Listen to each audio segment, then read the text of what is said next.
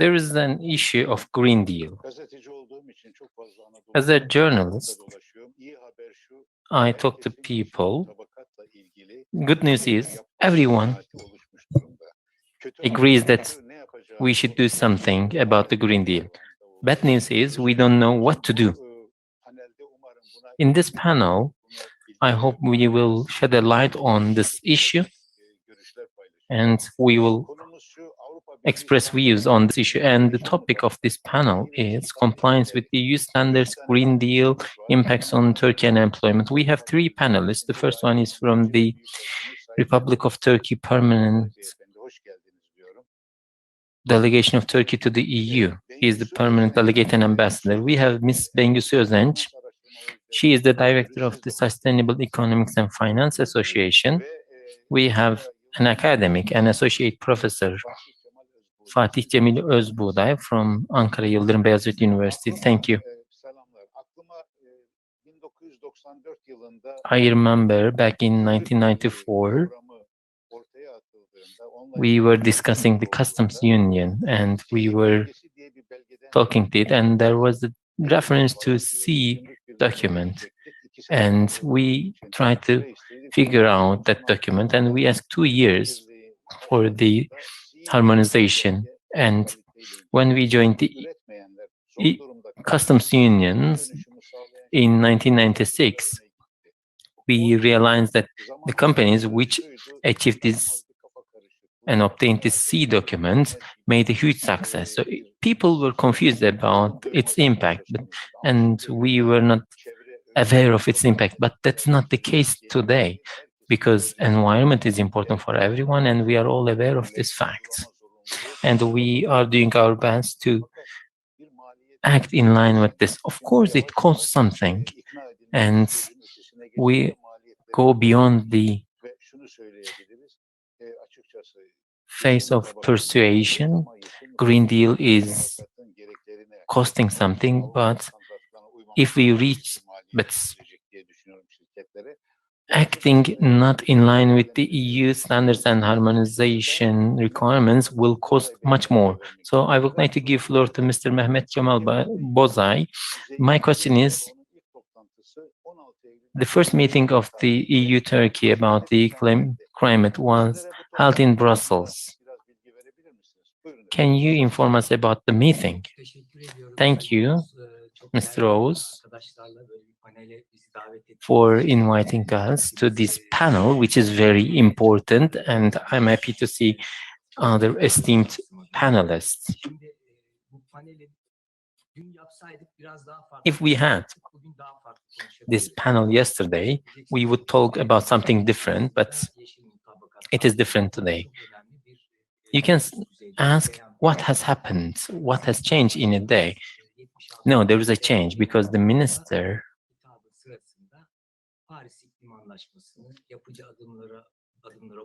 pledged that we would act in line with the Paris Agreement, and he announced that we would present it to the parliament, and it's a game changer.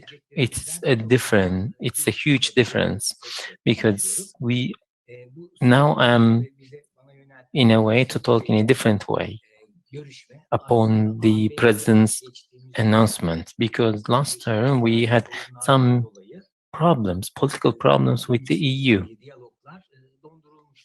and high-level political dialogues were frozen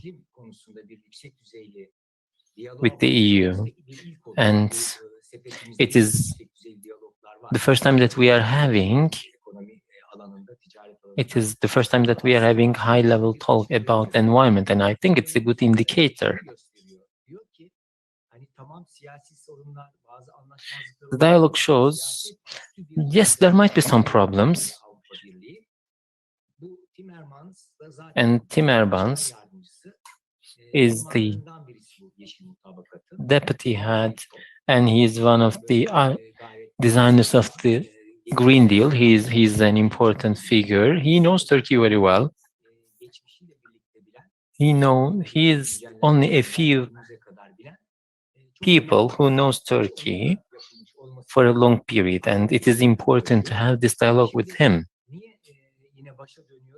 Why I go back to the beginning? When we had this meeting with Timmermans, the issue of mucilage, the incidents in the Mediterranean Sea, the forest fires, but despite all this, we are all in the same ecosystem, and the Minister of Environment also attended that meeting, and we discussed these issues that go beyond politics.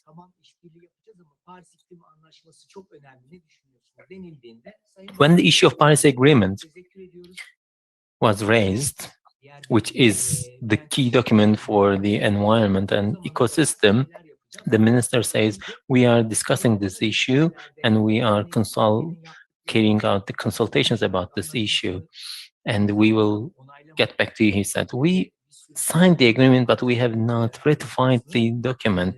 And although we have regulations which are in line with the Paris Agreement, there might be some issues which may not be in line with our interest. But now we are going to find a method, a way to find a solution to this issue.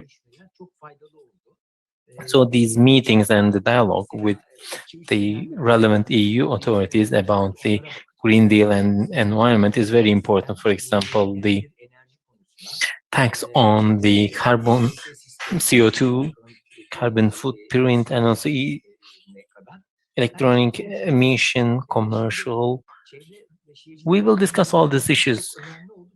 The presence of the Minister of Environment and Urbanization was very important because the first activity about the environment was about the action plan. There are 38 activities and there are 82 actions and 51 of them the Ministry of Environment, but the coordination is carried out by the Ministry of Trade because it is related to commerce and trade. So far we have listened to academics, so I will not go into details, but I will share my experience as a diplomat, which is my expertise, because there are some colleagues and I'm following all these activities very closely on the Green Deal. I read your articles and your comments. I fully agree with this. We can talk about them later. So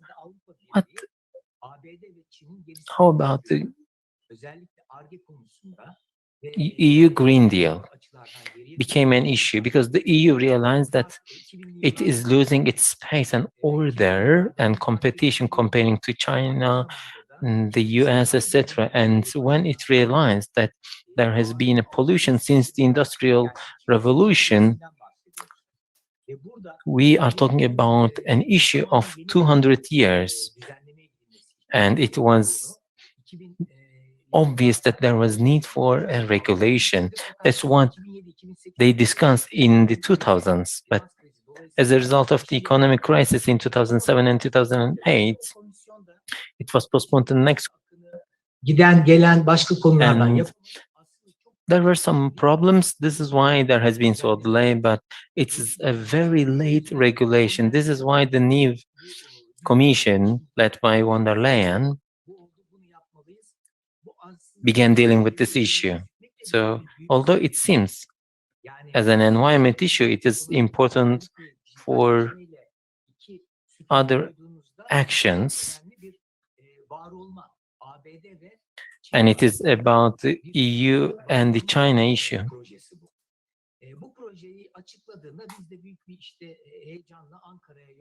And we sent these documents to Ankara.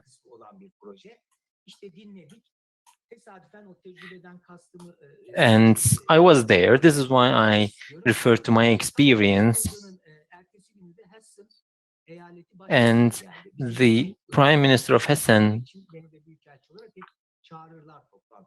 state from Germany was there. And since we have a huge population there, they invited me as an ambassador, and we were there, and they were discussing Green Deal, and von der Leyen was discussing, although she is German as well, what can be done, and if we don't use coal, what can be done, and electricity issue, etc. They were discussing all these issues. Does this mean that Germany will lose its power?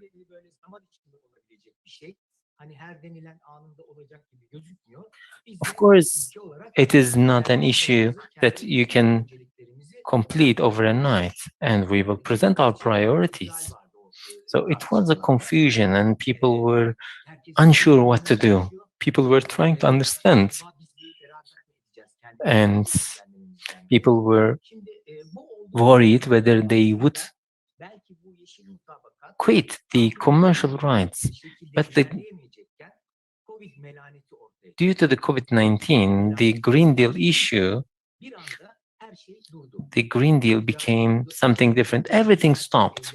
Commercial activities, education, other mobility stopped. And the lockdown and also other issues, when it paralyzed Europe. Everyone, as you know, Italy, Spain, and other countries were competing against each other to gain this, to find these masks, etc. And there were some rumors that the EU was falling and was collapsing, but that was not the case. In fact, it was the contrary.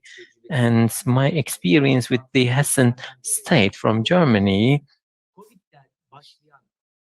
the COVID-19 crisis resulted in certain problems, and the crisis showed that it was time to act. And the companies which were about to bankrupt decided to act, and the EU stated that there would be an additional budget for recovery, but there were certain requirements, and all this manufacturing, the cement and all other products, etc. There is need for creating an economic resource, and there are two écoles. There is the supranationals who want to improve the EU and who want to take the EU to further. And the second école says, let's stick to the confederal system. As we have seen in the case of the mask issue, everyone pays attention to its interests. But as in the case of the transformation of the currency, there is this reform, and Merkel and Germany authorized the Commission to get some debts, and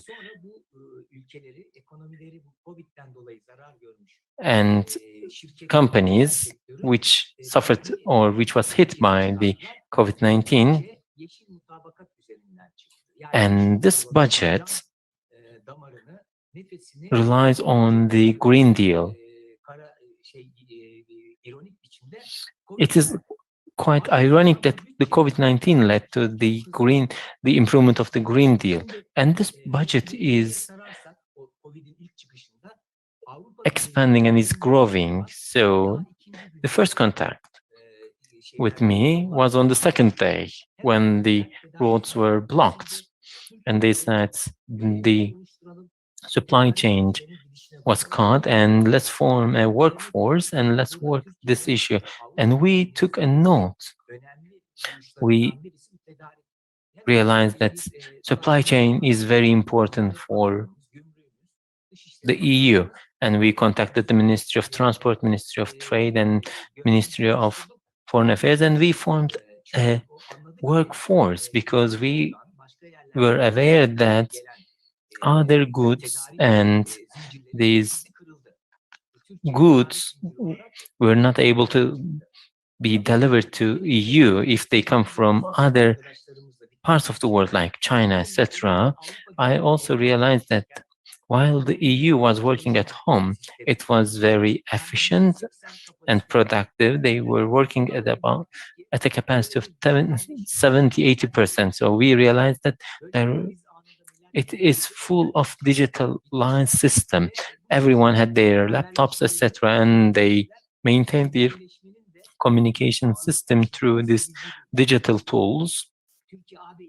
And the EU-Turkey relations had such a stage and phase, and we worked on, and the Green Deal became more obvious and prominent. It is an industrial revolution, and the key documents is clean energy, sustainability in industry, and we can talk about this later. I think renovation, sustainability, it's like farm to the table, food table, and we had this roadmap.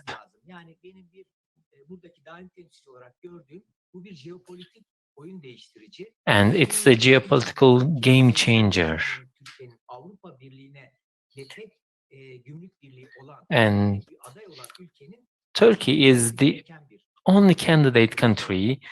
Comparing to other countries, we have the custom unions with the EU, and our action plan is very important because we need to issue a law. Mr. Rose, please stop me. Apologies. So I will have another question to you in the second round, and the question will be about the details of the legislation. Let's stop here for the first round. In the years of 2000s, the digitalization was one of the biggest threats to the EU. I remember back in 2005, the Lisbon Treaty,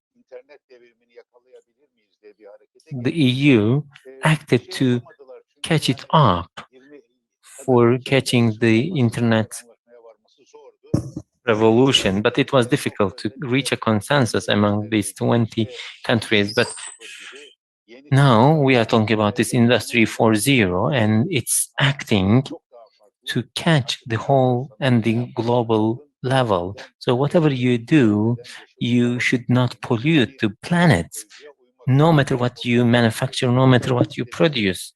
So here we will talk about this issue in the second round. We can think about what we can do rather than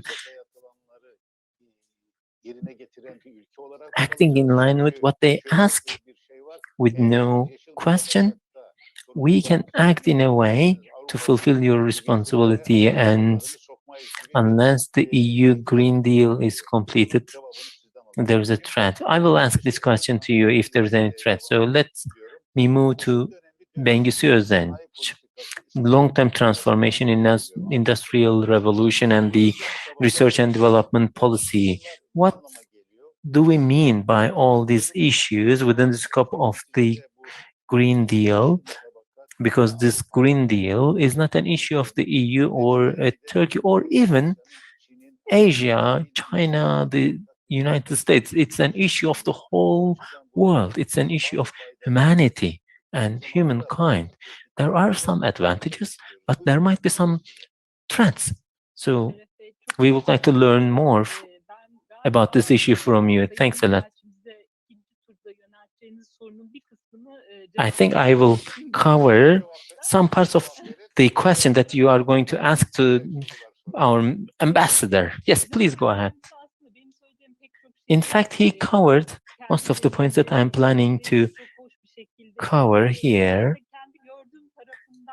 I will talk about this issue through my lens. If you allow me, I would like to share my screen. This is the EU Green Deal. We are talking about this long-term transformation vision is problematic because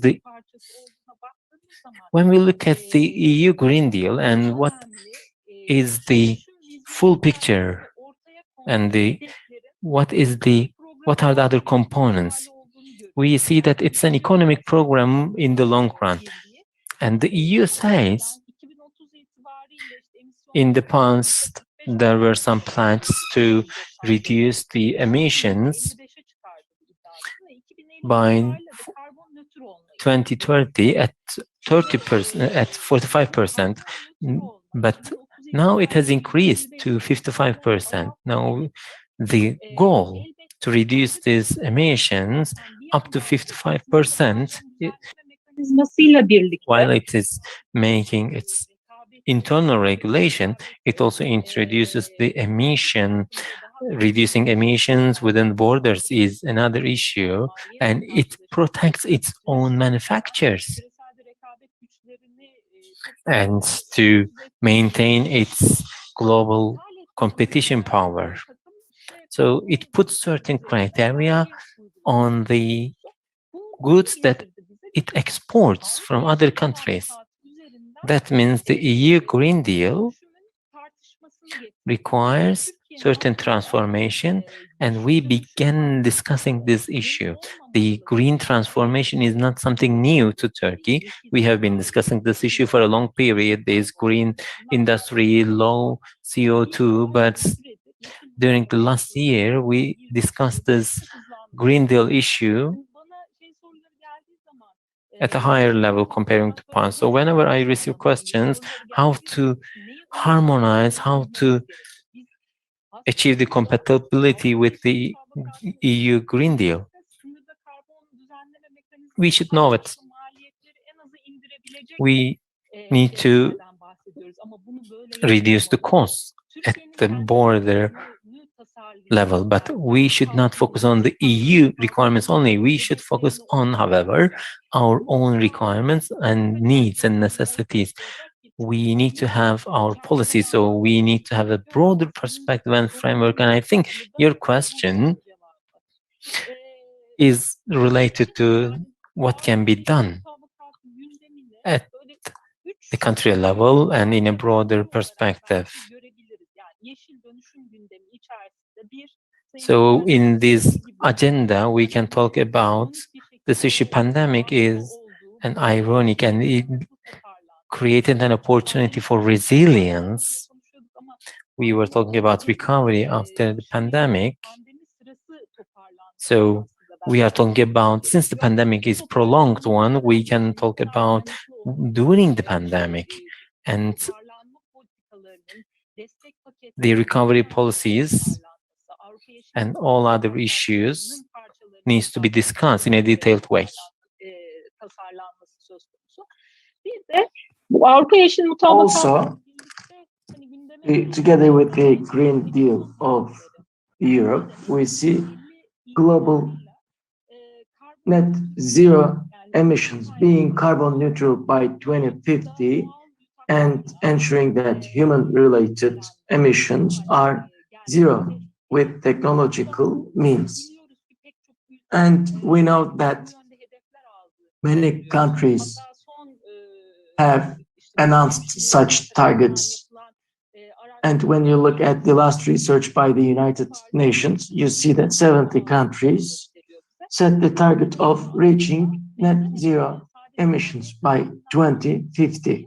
So these goals are actually supported not just by the European Union, but by other countries, and also mechanisms like carbon emission will be actually encountered not only in Europe, but also in other countries too. And this graphic shows you how the number of countries increased over time. This is a graph from the International Energy Agency. And here you see either legislation or policy documents prepared for this end.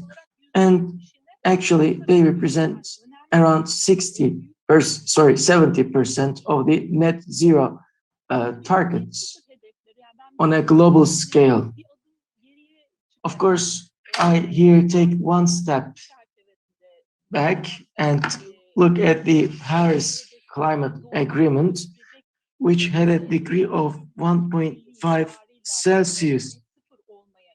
And these measures force us to actually achieve net zero by 2050. And unless we achieve a 1.5 degree level, we are going to face irreversible damages by the climate change.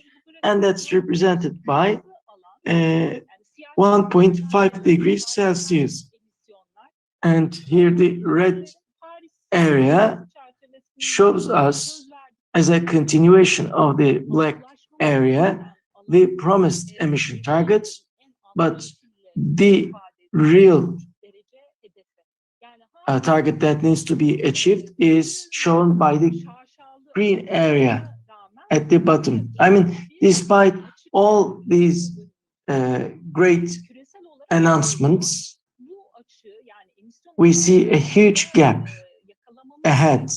And to bridge that gap, we need to act very fast on a global scale. So all these efforts are actually part of this whole. I mean, for the world to stay below 1.5 degrees Celsius, we need to take all these measures. Therefore, an economic program as defined by the European Green Deal becomes all the more important. This is another document by IEA referring to different industries and the sort of activities that can be conducted. Here, construction, transportation are all addressed. I would like to point to two important areas. One of them concerns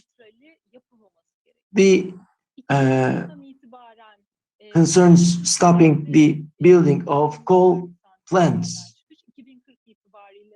in developed countries.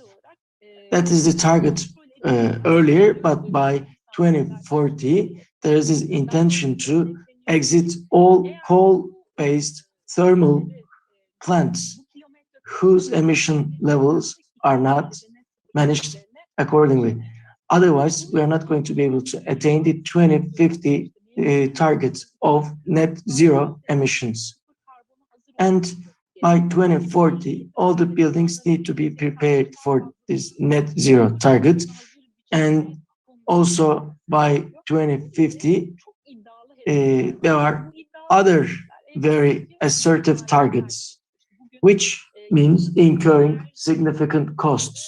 Today, when you look at the annual energy investments, you see $2 trillion. The International Energy Agency says that it should go up to $5 trillion on an annual basis, which means a 2.5-fold increase.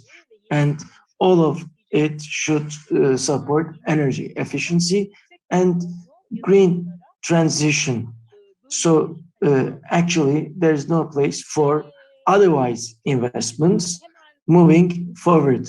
Now, very briefly, I would like to wrap up my section. Maybe we can talk about the preparation for transition in the second round. But Turkey plays an important role, as Turkey is an important partner in terms of achieving these emission targets. And Mr. Ambassador referred to the supply chains. We have very important trade relationships, starting with steel. And 40% of Turkey's output is headed for the European market, but it is one of the most important producers for Europe's demand. That also applies to cement production. 31% of the cement produced hails from Turkey. So we need to plan this transition together. That's why the investment imperatives I referred to and the financial means for these imperatives actually are expected by Turkey, which is very reasonable. I mean, just as Turkey will be emitting these emissions if it doesn't decrease its values, Europe's emissions at a value of 40%, we know that this transition needs to be designed in a mutual way. I'd like to thank you for your attention. I may carry on in the second round if you wish. This interdependence, the concept of interdependence was very well explained by Ambassador Mehmet Kemal. And COVID reminded us of that we needed, everyone needed each other. And actually, the value chains, supply chains started to hail from the Far East, and we started to see its impacts on the growth, and the economy will better experience it moving forward. But together with this wave of the Green Deal, Turkey naturally expects to receive support from the European Union. But what I understand from the experts participating in Europe is that they say do not wait for any support from us, but they say we can support you with know-how. I mean, you cannot resolve anything by saying I will not place your goods on the front window if you do not decrease your emissions. That will not be a solution by itself. Now, I would like to give the floor to Fatih Özbug from Ankara Yıldırım Beyazıt University. As an academic member, how do you think the reaction of the manufacturing industry be to carbon dioxide levels, and what are the state's role in that, and are there current research activities, and do they differ from your findings? What I'm trying to say is that, Mr. Speaker, what will the manufacturing industry do concretely about it? Wherever I go, they say, okay, you are looking at what the government will do, what the state will do. But tell me, as an industrialist, I am a coal producer. I'm a huge manufacturer at the organized industrial zone. What will my responsibility be? They ask. They want to start ahead so that they are not excluded from the system and internalize this Green Deal right at the beginning. The floor is yours, Mr. Fatih Cemil. Thank you very much, Mr. Şeref. I can start by answering your first question. What kind of a reaction will the manufacturing industry give? And what role will the national environmental policies will play there? Mr. Ambassador touched upon a very important point. If this question was asked yesterday, I might have given a different answer, as His Excellency President at the United Nations General Assembly made a very strong statement. So my personal estimate would be that if we're going to employ these environmental practices, if you're going to have a sincere attitude towards environmental issues, then the important elements of the Green Deal, like the carbon emissions, carbon border adjustments, will have an important share in Turkey. And on the other hand, if you have this loose nature of practices vis-a-vis environmental applications, then the companies might be headed for different strategies. Environmental policies implemented in Turkey will also be determinant of the following. I will share a slide on that. In order to export to the European Union, they acquired an emission volume system. So whether the amounts to be paid can be staying in Turkey, that will also be a determinant. As part of the second answer, I would like to share a presentation with you. Please go ahead.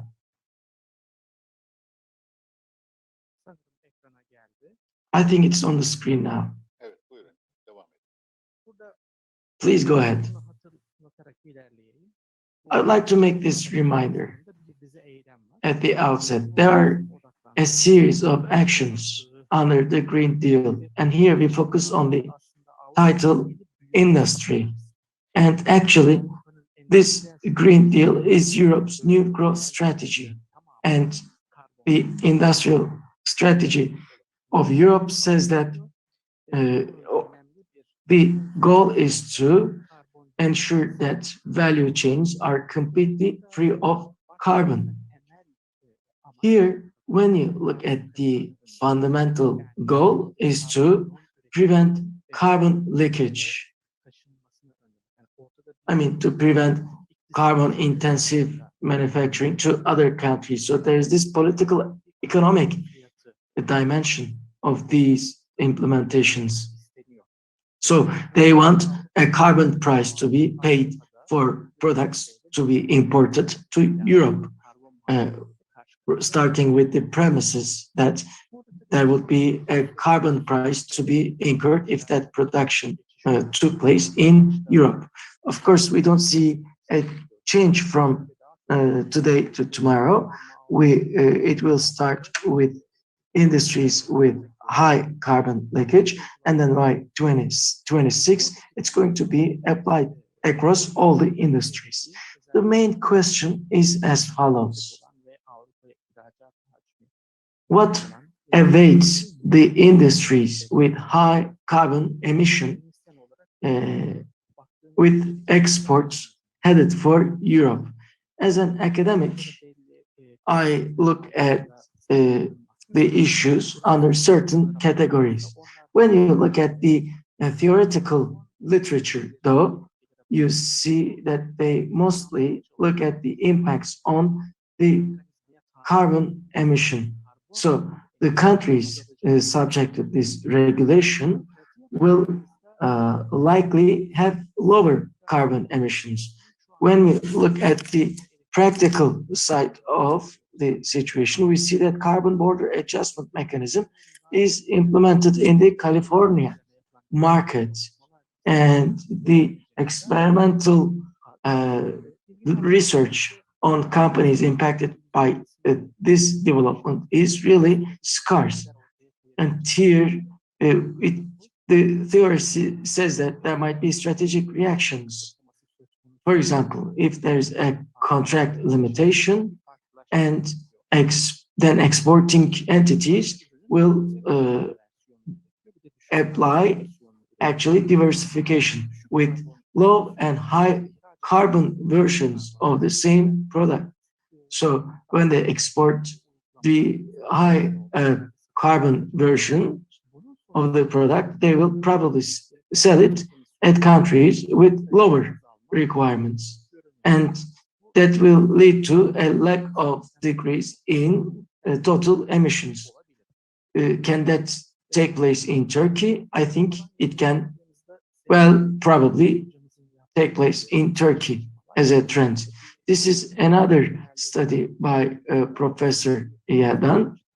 Here, there's this probable calculation of the carbon border adjustment mechanism, and based on different carbon prices, it may mean an additional 1.1 million or 1.8 billion euro loss for Turkey. And the industries where we will see higher losses include cement, iron, steel, and machineries. Also, electricity generation and other industries. These are the industries where they consume the biggest amount of carbon. So how ready are the companies in Turkey in terms of zero carbon initiatives? Here I looked at the most current surveys by the EBRD and World Bank Group. And here there's this green economy module, and they produce results accordingly. Let me share them very quickly, please. Let me summarize actually the outcomes with one single slide. So majority of the manufacturing companies do not follow the carbon emissions in the supply chain, or they do not have any circular economy practices, or they do not follow carbon emissions in supply chains. They do not have any energy consumption and carbon emission targets. The reason for all this is that it is not a priority for them. I will stop here so that I do not use too much of your time. Mr. Sheriff, the floor is yours. Thank you very much. Now I will turn to Mr. Ambassador, Mr. Mehmet, but there's this additional question. The carbon footprint of the Green Deal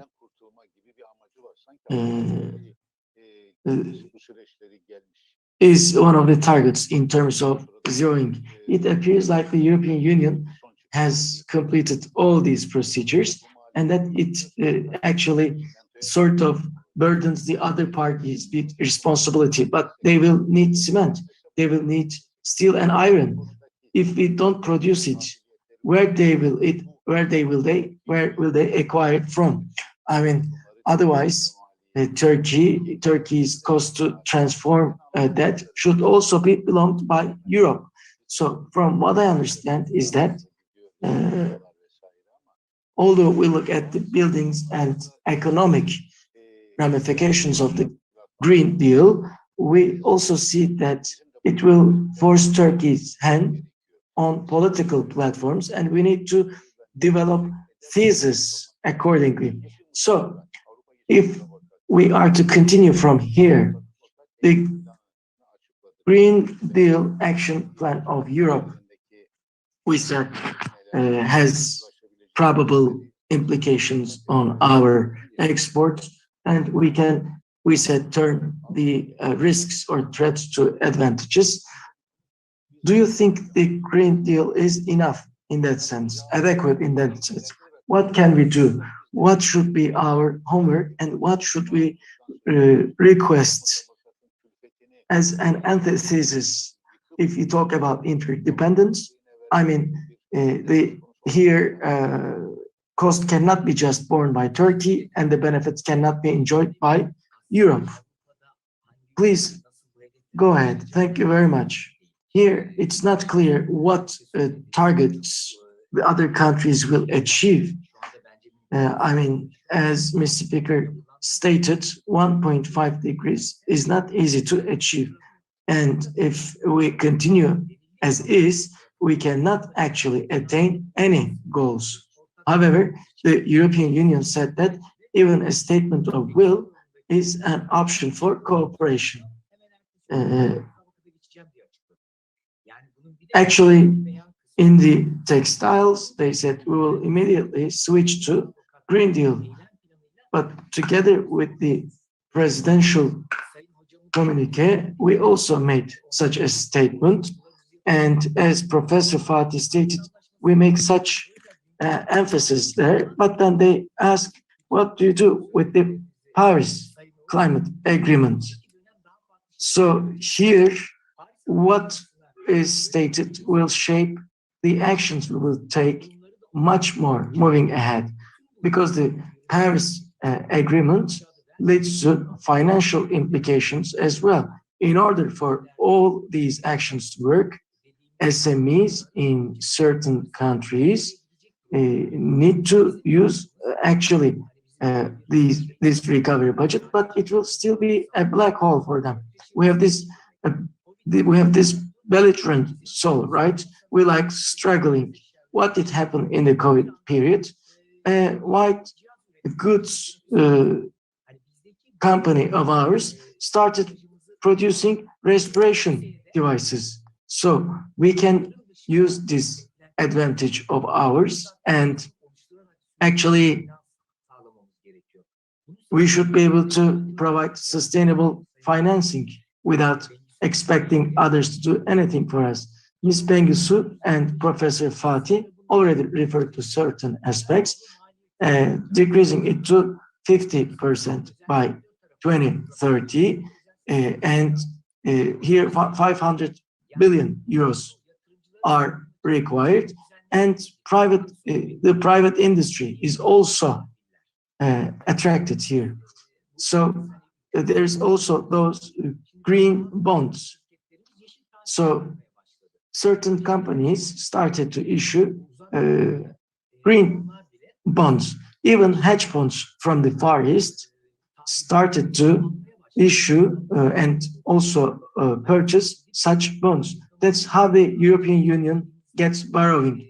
When you want to buy a new vehicle for your factory, you cannot sell your bonds. But if you say, I want to replace my chimneys, or if you want to have zero emission vehicles, that's, if you say that's why I issue the green bonds. It's a very important concept, by the way. We need to develop this concept as well. And here you can actually act comfortably. If we work together with other civil society organizations, then we can achieve credit lines, but also we can get sustainable financing from EBRD, World Bank, if we can come up with such projects. The taxonomy system refers to what action will contribute to the Green Deal. The European Union prepared a legislation for that end, and our action plan also targets that legislation. And 13 industries providing 80% of greenhouse emissions actually determines what targets will be plausible. Here, Ms. Bengisu emphasized you can build steel walls against refugees, but you cannot do it for the climate. The pollution, contamination comes from Black Sea to the Dardanelles and then somewhere else, or you cannot prevent forest fires altogether. So we need to have a culture of acting together, but we should complete that transformation by ourselves. Such transformation, of course, will require us to maybe drink bitter pills. But unless we do that, then we are going to encounter poisonous outcomes. And these standards will not be limited to the European Union. Other countries will also be facing such standards. So the countries here strive to be a standard setter. And when these standards are determined, whether you conduct trade with Europe, whether you conduct your trade with China or the US, we are going to move according to these standards. The previous, for example, administration quitted Paris Agreement, and the current administration came back. They see the outcomes of it. And China issues actually this Green Deal and acquires it. There's this extremely big competition about the green bonds, and it's a ramification of the global competition. And third country investors are prevented from making investments in Europe. So if the investment does not meet certain conditions, then they will not be allowed to make investments. If they come from third countries, they need to achieve certain targets. That's why we need to create our own taxonomy and ensure our own harmonization. And just like the investors will be subject to the taxonomy, as we see huge amounts of investments from Europe, we need to ensure that we have a similar taxonomy in Turkey. Here, emission trade system, all these systems need to be in place. So difficult days are ahead of us.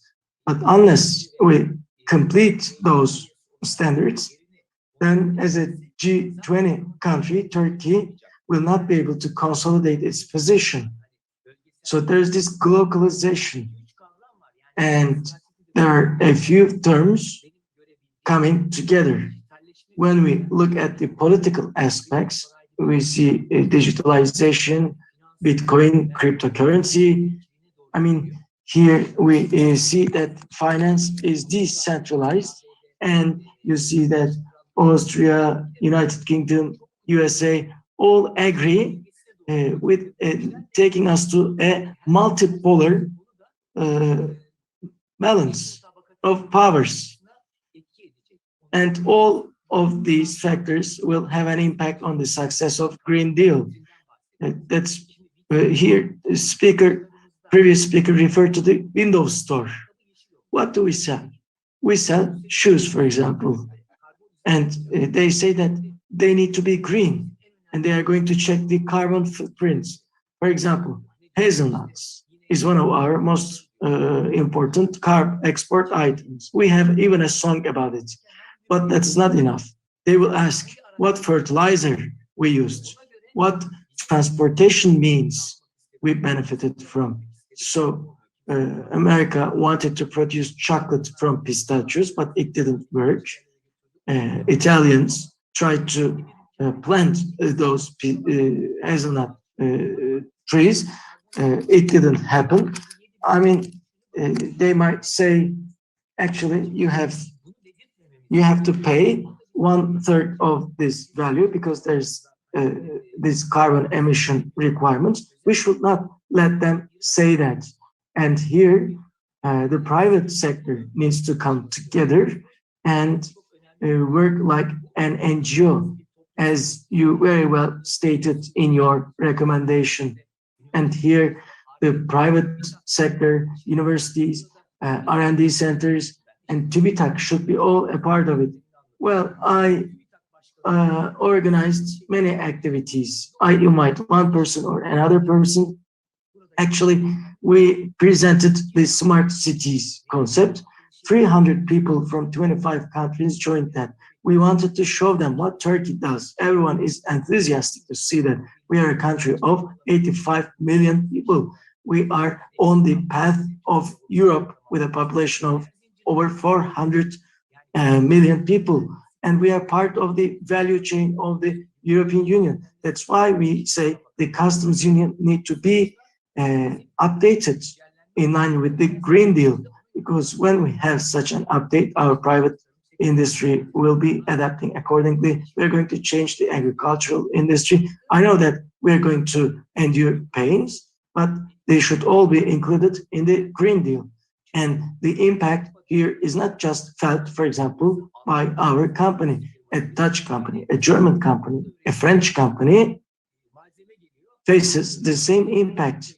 You produce this material here, it goes to Europe, or a material is produced in Europe and sent to us. And here, having a close position to Turkey will also benefit them, as Professor Bengisu stated. And for Turkey to be carbon neutral as one of the biggest carbon producers, it needs to be in the same team, in the same club with Europe. Being an EU member actually does not, it doesn't mean that you need to be an EU member only. We need to be close to Europe and preserve our competition. Sorry for keeping my part long. No, that's okay, Mr. Ambassador. I expected to see huge benefits from the customs union update. Unfortunately, the pandemic has wreaked havoc, but with Green Deal, I think we need to develop antitheses. Here, two sets of institutions need to work together. There are 212 universities, but we don't have any intellectual capital about the Green Deal. We need to have certain theses. Second, you referred to the customs union, and there's this Economic Development Foundation who did tremendous amount of work on this area. It checked the preparedness of every industry, and it assessed the competitive advantages. And I was even part of that study from a press initiative. Actually, we need a few NGOs to focus on Green Deal? There are so many questions, and if someone doesn't give an answer, everyone comes up with an answer by themselves. Some of people say it is impossible. Some others say we are doomed to failure. So rather than having this pessimistic approach, I think we need to have our universities and NGOs working on this Green Deal. I mean, our sessions should also provide information to such policy makers. Here, this question will be for Ms. Bengisu. One of the concepts I want to learn, net zero emissions. You said that they represent around 60%, and here the Paris Agreement. We were not a part of the Paris Agreement, but now we are a part of it, and actually this is one important step. So as Mr. Ambassador stated, I'm going to manage a panel with industrialists tomorrow, and they will ask me directly, can you tell us a little more about the threat and opportunities?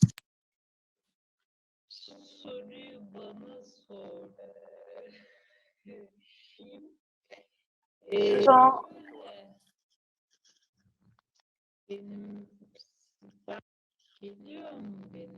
Seste bir sıkıntı var. there's a problem with the sound.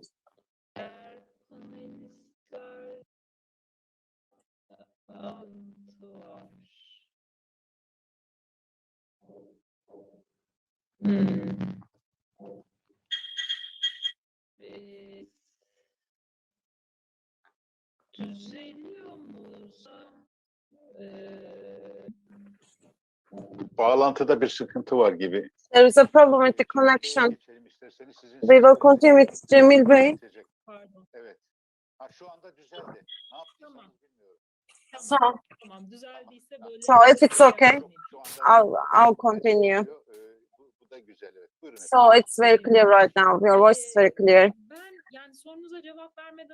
Before answering your question, I'll go one step back, and as the ambassador pointed out, there is at the target of 1.5 degrees.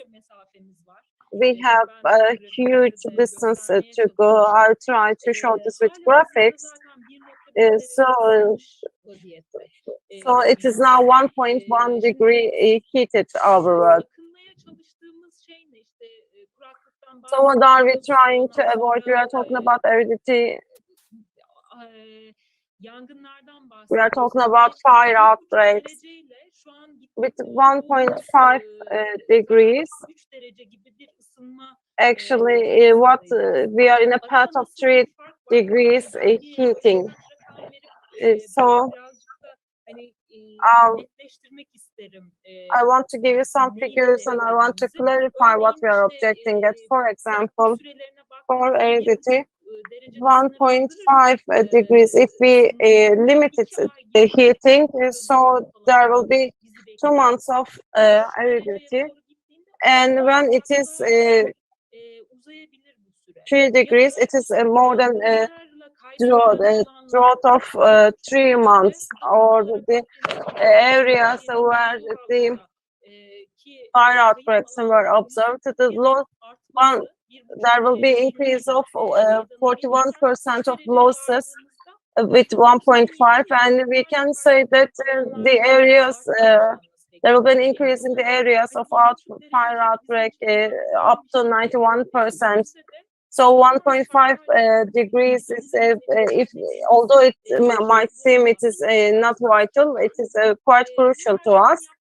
As among the declarations of statements of the president, the Paris Convention message is very important, but there are 2 more messages, more important messages. It is insistently putting 1.5 degree on the agenda and the carbon neutral objectives. These are very progressive, very affirmative objectives, and hearing these objectives from him is the statement of a will, and it provides the framework of a statement of a will. Why is it important? Because if we are going to be a candidate for certain financial mechanisms, we have, you have to filter it. And when we look at what we object, and of course, it's important for us to explain where we are going to use our candidateship. The investment, employment, and production, they will all be changed, and there will be a rooted change.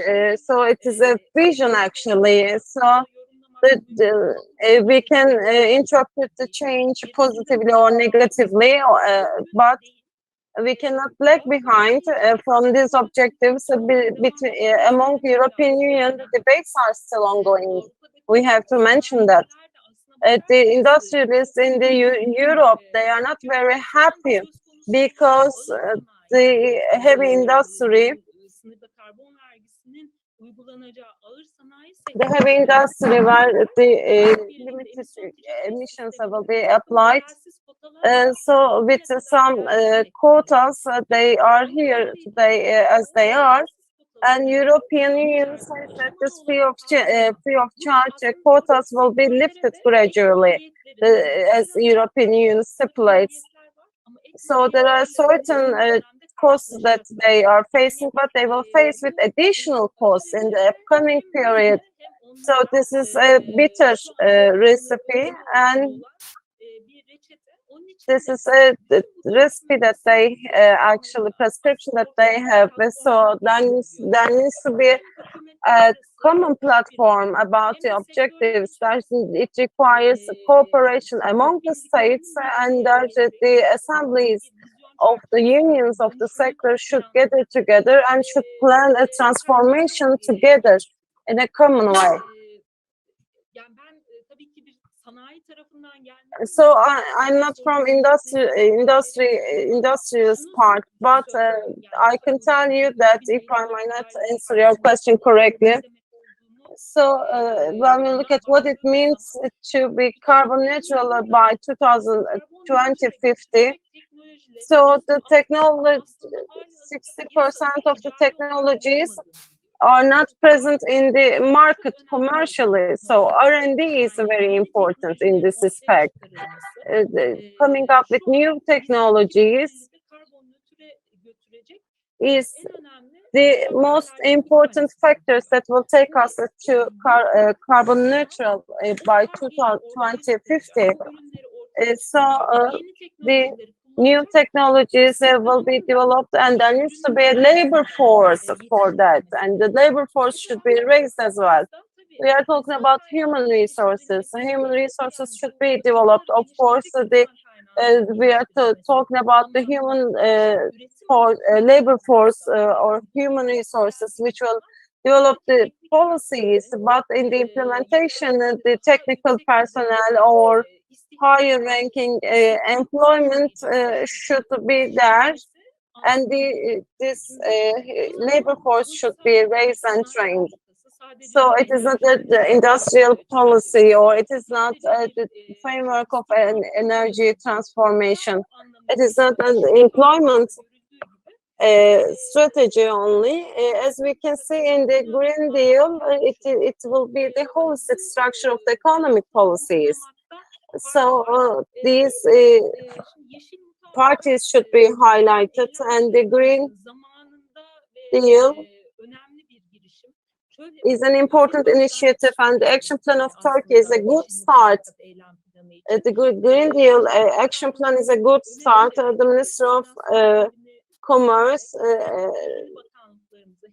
assumed the role of coordination, and they coordinated the related ministries and gathering together the important actors from the private sector. They put out a very important document. What we are going to do is that under the coordination of the Ministry of Commerce, we will have more important actions.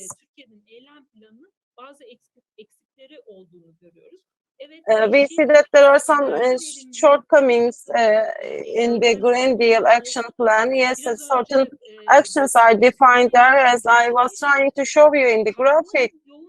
There are carbon intensive technologies we have to get through from these carbon intensive technologies. So without objecting at getting away from these technologies, you cannot make improvement. Yes, we should continue what we are doing good, as we should do it as well. But we have to plan how to get through these sectors and these plans. Thank you very much. This is all I can say right now.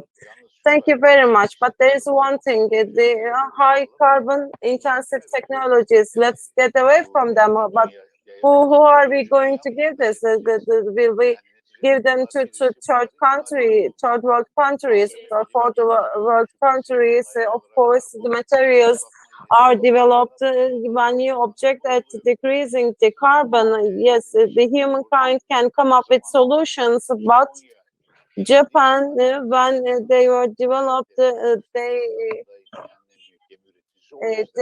gave the ship building sector to Korea. America did the same, but we are talking about the same thing. Whatever you produce, carbon is carbon, and it doesn't know any political boundaries. It doesn't recognize the pandemics or disasters. R&D is important, and I was involved in customs union back then, and they were given quality, and when you say AFQM, we received the first one, second one, and we received 8 AQMs, the quality document. When we are dedicated to something, we are very successful at this. So green transformation or conversion technologies, I think that I'm very hopeful. Now I would like to give the floor to Fatih Cemil Bey. In Turkish manufacturing industry, how can you explain that? How can you explain that the situation is not the same in Turkey with comparing other countries? First and foremost, the world in the World Bank surveys, the development level is applied to other countries as well, and we observe similar situations. When we look at the related literature, for countries like Turkey, there are some observations. What are those?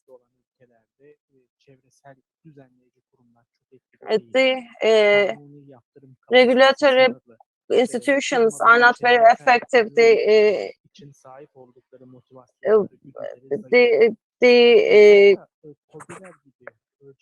stimulus of the companies is very low, and for SMEs, small and medium enterprises, the situation is even worse because of the physical, be it the human resources. So these are they can only allow for the SMEs to be focused on daily activities. And about your question in the first round, it isn't only about the surveys of World Bank. We can see that in the other surveys as well. For example, the European, there is a flash barometer survey, and we see similar results there. For example, in Turkey, the Ministry of Industry and Technology conducted a survey, and we see similar results there.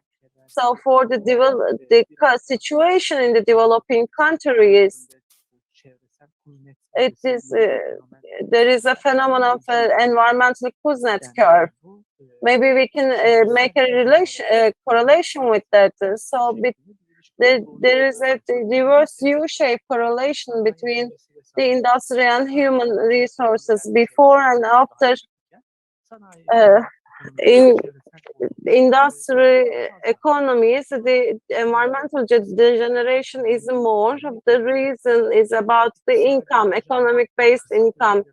The economic agents, they don't want to spare their share on the environment, but there is only a conceptual framework, and of course whether it is the case or not is also empirical.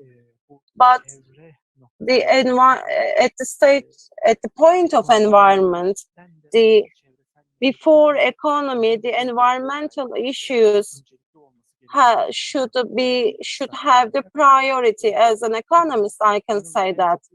So what I get very sad about is that, for example, the lakes, they are dried. For example, Konya Akşehir Lake is about to get dried.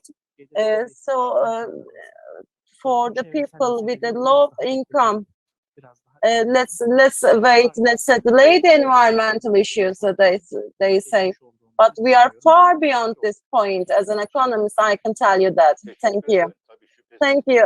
Of course, it goes without saying that yes, the environment should be put before the economy, and in this world capitalism, we are convinced about this.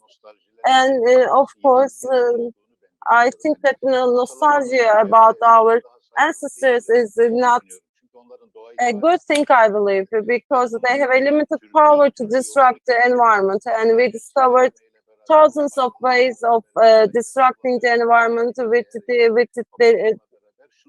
so what we saw is that there is an awareness raised in this regard to solve the problems. Economy will be lagging behind environment because it's only possible through war, not wars, but peace with the environment. I'd like to ask a general question if you want to contribute. The activities, as the ambassador pointed out, it's not all the activities are not really, limited to the negotiations with EU. For example, we have 300 chambers with universities. Can there be awareness-raising activities? Should we be doing awareness-raising activities for chambers, for universities? I agree, for example. So it is about getting onto roadshow, Green Deal roadshow. Do you think you can express this, or can there be the representatives from European Union for awareness-raising activities? Do you think such a thing is possible? Mr. Oğuz, you touched upon a very important point. To be honest, there is TürkeyAnkara and MÜSİAD, and we are working together. And yes, we created this awareness, but we have to be involved in such activities. But I go back to the starting point. As the minister, as the president comes with the new paradigm that we are entering, all of our organizations and institutions will be encouraged, and they will be more and more intensified in the future. Because as Fatih knows, the Paris Convention, it was always before us, and as Mr. President will have certain things to say in COP26, and there is a new circular by the President's office. There is such a bill which is created newly, recently. Of course, COVID stopped the train at the station, but we are just holding the wagon right now, and we are just going, climbing up right now. Yes, we have a certain potential. They call me from Balıkesir municipality, they call me from Elazığ province, and of course, you will look at the feedbacks, the comments are coming from every part of Turkey. Yes, there is such a will, and we present a will in the strongest manner possible, and there is such a problem in the industry of the Europe as well. For example, it's the same in heavy industry, and it is more in our country. But with our answer, we are at a stage to show our and use our entrepreneurship. The roadshops will be made, and as the minister invited the team on January and February. If we have 2 more minutes, I would like to touch upon another subject. So we are talking about smart cities, and when we look at this, the smart cities, the energy, and the other subjects, and you talk about our ancestors.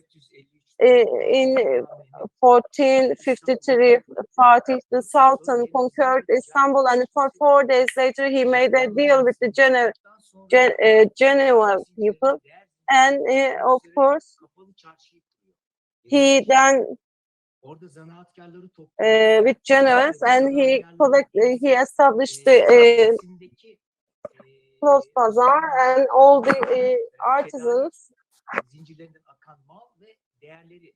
used the values of Ottoman Empire. So this is a subject which is close to us. We say Bauhaus, smart cities, not only Istanbul, but in Kocaeli, in Kayseri, in Konya. The smart cities will be a driving force, and what we have to concentrate on the hydrogen activities, the traffic signalization, and what to be done in the exports. So that will be like a package program, and we will have improvements like this. So as diplomats, we know that in the closed bazaar, there is a saying of Evliya Çelebi, and he says the following words.